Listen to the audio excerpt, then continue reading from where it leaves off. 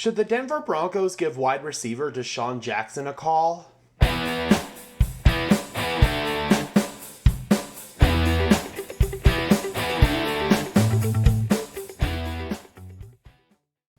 Hello everyone, welcome to another episode of Sparkin Over Broncos, the show where we spark conversation about our Denver Broncos. I am your host, Gage Madrid. Before we discuss DeSean Jackson, be sure to hit the like button as well as subscribe and ring the notification bell so you don't miss another video. We are on the road to 500 subscribers, so be sure to subscribe if you haven't already. According to the YouTube algorithm, only about 35% of the people who watch my videos are actually subscribed, so be sure to subscribe if you haven't already, it would really help us out. Wide receiver DeSean Jackson's name has been floated around quite a bit recently amongst Broncos country. In a recent interview with Sports Illustrated's Ashley and Nicole Moss, Jackson said that while he is broaching retirement, he would be potentially willing to forego that retirement for a chance to play with an elite quarterback. While Jackson does seem to have some gas left in the tank, he only wants to put his body on the line if he has a legitimate chance to win a Super Bowl ring. Ironically enough, Jackson demanded his release from the eventual Super Bowl champion Los Angeles Rams midway through last season as he felt he wasn't getting enough targets. Jackson later signed with the Las Vegas Raiders, who were knocked out of the playoffs by the Bengals in the wild card round. An argument could easily be made that the Rams would not have made the Super Bowl had they not parted ways with Jackson, however, as his replacement, Odell Beckham Jr., was a key piece of the Rams' success in the latter half of the regular season and into the playoffs. In Jackson's interview with Moss, he named Russell Wilson and the Denver Broncos as one of the 4 teams that he would consider playing for next season. He also named Patrick Mahomes and the Kansas City Chiefs, Deshaun Watson and the Cleveland Browns, and Aaron Rodgers and the Green Bay Packers as the other 3 destinations that he would consider. If the right situation calls and a great quarterback, not good, a great quarterback, Jackson told Moss. It's a few teams, Chiefs maybe one, the Browns, maybe Russell Wilson in Denver, Green Bay, we'll see for sure. Today, we'll discuss if DeSean Jackson makes sense for our Denver Broncos as we look to make a push for a potential championship next season.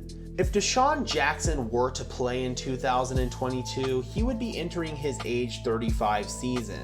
Jackson is one of the greatest deep threats of this generation. He possesses lethal speed, even today at age 35. The Dallas Cowboys can attest to just how deadly Jackson's speed can be, as it seems like anytime Jackson plays against them, he torches them over a top for a 50-plus yard touchdown. In fact, Jackson is the second all-time leader in 50-plus yard touchdowns with 34, which is only 2 behind the all-time leader, the great Jerry Rice. That is really an impressive statistic when you look at it in that perspective.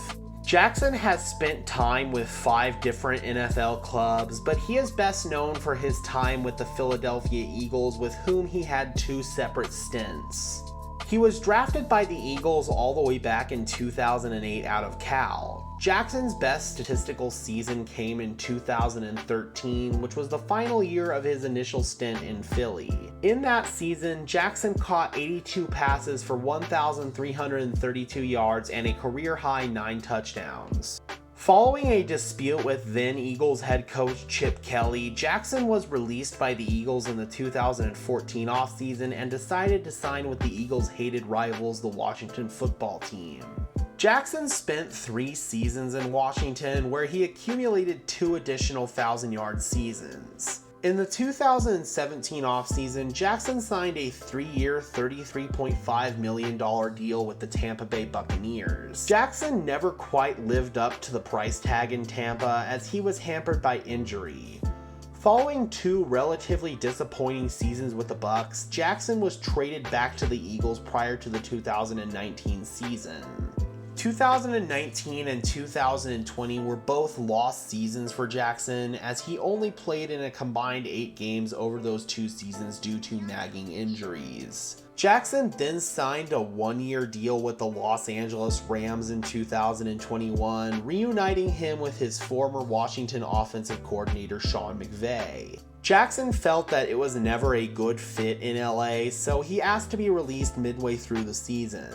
He then signed with the Las Vegas Raiders and played 9 games for them last season. Jackson's highlight play for the Raiders came against, you guessed it, the Dallas Cowboys, when he cooked their secondary for a 56-yard touchdown on Thanksgiving. Jackson appeared in 16 games for the Rams and the Raiders last season and recorded 20 receptions for 454 yards and 2 touchdowns, both of them being 50-plus yarders. So how would DeSean Jackson fit in this Denver Broncos offense? As we are well aware, this offense already has a ton of mouths to feed in the passing game with the likes of Courtland Sutton, Tim Patrick, Jerry Jeudy, KJ Hamler, Albert Okwuegbunam, among others. Of course, the deep threat receiver on our roster that closely mimics the game of DeSean Jackson is KJ Hamler.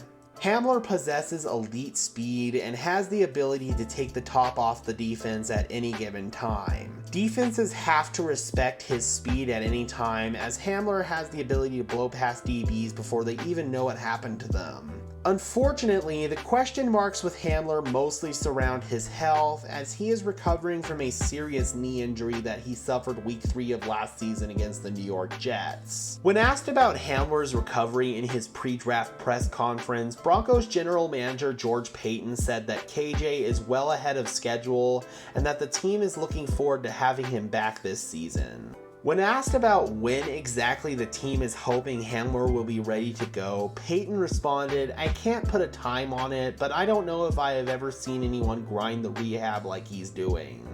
While it seems like the team is optimistic when it comes to KJ Hamler's injury and his availability for the 2022 season, history tells us that our expectations should be a bit tapered for Hamler as we enter next season.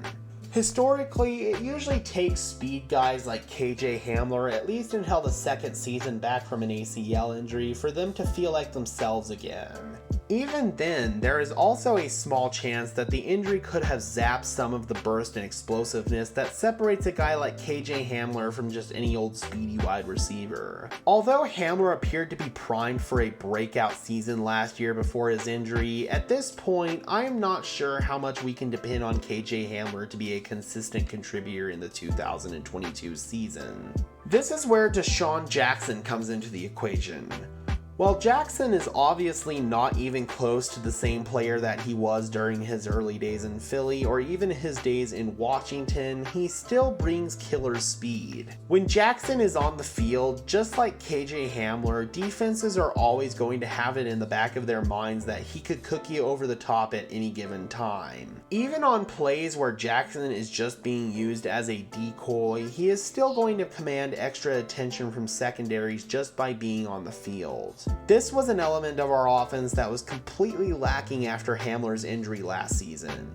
And now that we have a quarterback who is one of the best deep ball throwers that we have ever seen, it is going to be even more critical that we have wide receivers who can burn the opponent deep.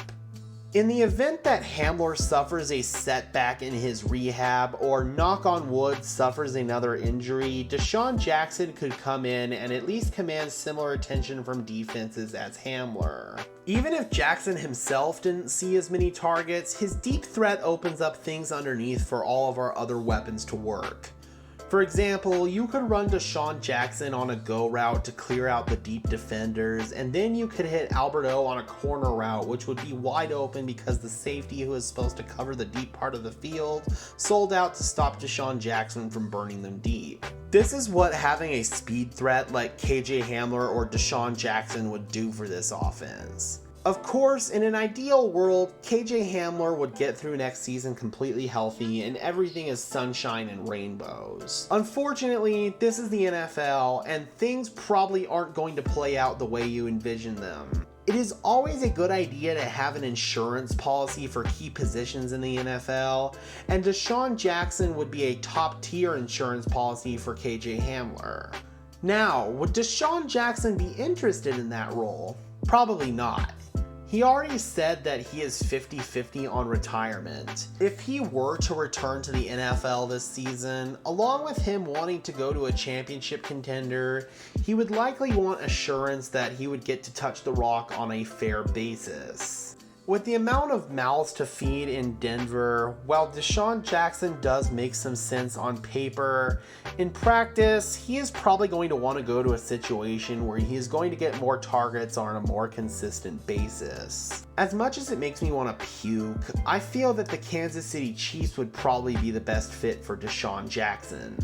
Of course, he would be reunited with his former head coach Andy Reid, who drafted him in Philadelphia and knows him very well. Jackson named the Chiefs as one of the 4 teams that he would be interested in joining, and while he certainly wouldn't replace Tyreek Hill because nobody is going to replace Tyreek Hill, Jackson would at least bring that deep threat to the Chiefs. He could come in situationally and at least help open things up underneath for Travis Kelce, and he could also provide them an extra speed element to pair with Mecole Hardman, Marquez Valdes-Scantling, and Juju Smith-Schuster. If given the choice between Denver and Kansas City, I would imagine Jackson would choose the Chiefs simply because the fit makes sense on multiple different levels. So yeah, I definitely feel that DeSean Jackson to the Broncos would certainly make sense from the team's perspective, but maybe not so much from Jackson's perspective. But of course, that is just my opinion. Let me know what you think about a potential DeSean Jackson signing in the comments section below, Broncos country. Should we give him a call, or would we be better off investing those resources elsewhere? Let me know what you think down below. I would love to hear from you. Be sure to leave a like on this video, as well as subscribe and ring the notification bell. We are on the road to 500 subscribers, so I would really appreciate you helping us get there. Also, give me a follow on Twitter at Gage Madrid NFL for more coverage of our Denver Broncos, as well as the NFL in general.